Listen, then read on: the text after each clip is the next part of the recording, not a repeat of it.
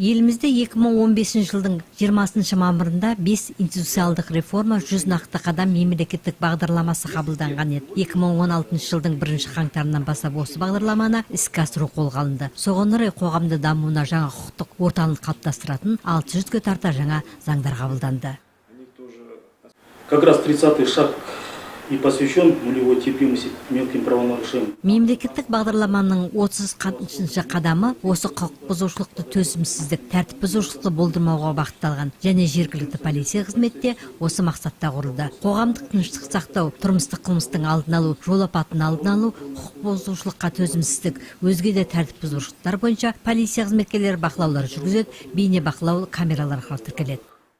Елбасының жолдауынан туындайтын тапсырмаларды орындау мақсатында Теміртау қаласының ішкі істер басқармасының жергілікті полиция қызметі құқық бұзушыларды анықтау мақсатында жоспарлы жұмыстар жүргізуде. Бұл бұрынғы әкімшілік полиция, яғни қоғамдық қауіпсіздік бақылайтын органның орнына жаңадан келген. Осы қызмет мамандары биылғы жылдың 3 ай ішінде 1000-ға тарта абаттандыру ережелері мен тәртіп бұзушылық фактілері анықтаған. Бұл өткен 2016 жылмен салыстырғанда 41%-ға артық.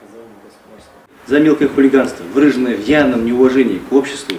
Ұсақ бейбастық қоғамға құрмет көрсетпеген үшін 436 факт анықталған. Бұл өткен жылға қарағанда 12%-ға артық. Құқық бұзушылықтың алдын алу бағытындағы жұмыстардың бірі үйлер мен ауылдарды аралап, тұрғындармен жиын өткізу, қолданыстағы заңдар түсіндіру. Құқық бұзушылық заң бойынша қандай жауапкершіліктер қаралғанын да түсіндіру. Есеп берген мезгіл ішінде тұрғындармен 78 кездесулер өткізілді.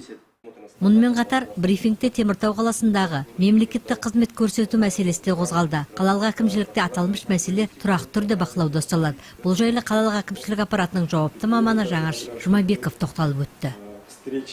Государственные услуги оказываются согласно реестру государственных услуг. Мемлекеттік қызметтер Қазақстан Республикасы үкіметінің 2013 жылғы 18 қыркүйегіндегі 983 номерлі қаулысында бекітілген мемлекеттік қызметтер реестрі бойынша жүргізіледі. Теміртау қаласында 8 мемлекеттік мекеме мемлекеттік қызмет көрсетеді. Олар біздің әкімшілік аппараты, кәсіпкерлік пен ауыл шаруашылығы бөлімі, білім беру, еңбекпен қамту және әлеуметтік бағдарламалар бөлімі, коммуналдық шаруашылық бөлімі, ветеринария, жер қатынастары, сәулет, күрделі құрылыс бөлімі мен дене шынықтыру спорт бөлімдері. 81 мемлекеттік қызмет түрін көрсетеді. Биылғы жылдың 1 тоқсанында қаламыздағы мемлекеттік мекемелер 9469 қызмет көрсетеді. Оның 3997 электронды түрде, 555 портал бойынша мемлекеттік мекеменің өзінде 4805 қызмет көрсетілген.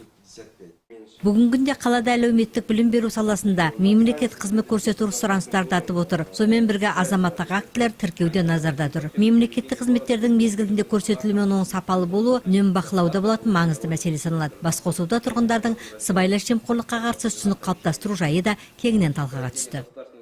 В стране действует современное антикоррупционное законодательство. Елімізде сыбайлас жемқорлыққа қарсы заң бар. Оның негізгі жемқорлыққа қарсы іс-шаралар мемлекеттік қызмет туралы заңдар жұмыс жасайды. Заңды жүзеге асырудың құқықтық құжаттары мен оны бақылауда ұстайтын органдар құрылып жұмыстар жүргізілуде. Менің әріптесім айтып өткендей, қазіргі таңда мемлекеттік қызметті ақпараттандырудың кешенді бағдарламасы жұмыс жасауда. Қала әкімінің орынбасары Ғалымжан Спабеков күн тәртібінде көтеріліп отырған мәселенің маңыздылығына және тұрғындарды осындай келелі мәселелермен таныстырып отырудың да көмегі зор екендігіне тоқталды. Және алдағы уақытта да осы бағыттағы жұмыстар жалғасын табатындығын айтып өтті.